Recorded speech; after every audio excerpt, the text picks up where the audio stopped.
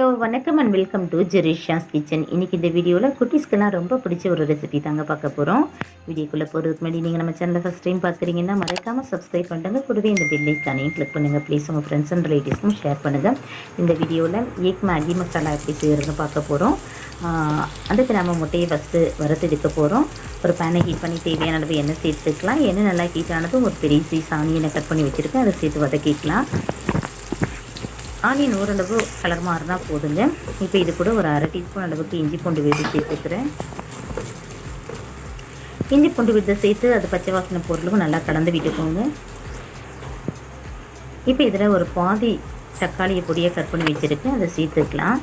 தக்காளி மீடியமாக இருக்கிற மாதிரி பார்த்து எடுத்துக்கோங்க. ரொம்ப பழுத்த தக்காளியாக இல்லாமல் கொஞ்சம் மீடியமாக இருக்கிற மாதிரி எடுத்துக்கலாம்.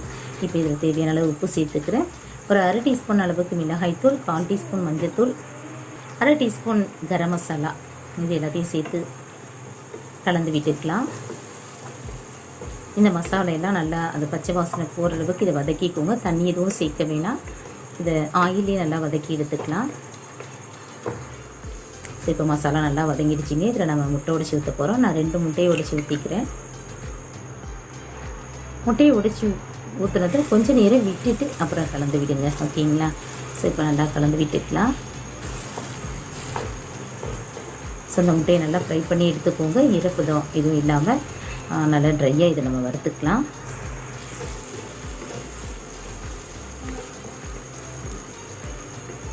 ஸோ அவ்வளோதாங்க, முட்டை நல்லா வதங்கிடுச்சு. இப்போ இதை நம்ம வேறொரு பாத்திரத்துக்கு ட்ரான்ஸ்ஃபர் பண்ணிக்கலாம்.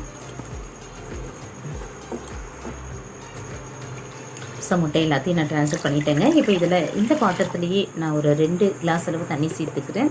அதாவது 150 ml அளவுக்கு நான் தண்ணி சேர்த்துருக்கேன், ஓகேங்களா?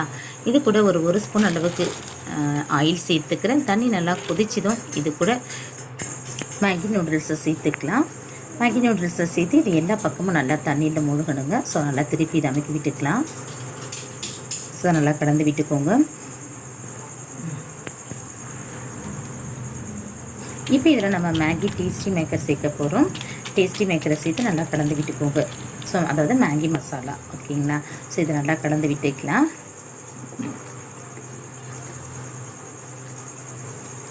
ஸோ மூடி எதுவும் போட வேணாம், நம்ம சரியான அளவு தண்ணி சேர்த்துருக்கிறதுனால இது நல்லாவே வெந்து வந்ததுங்க.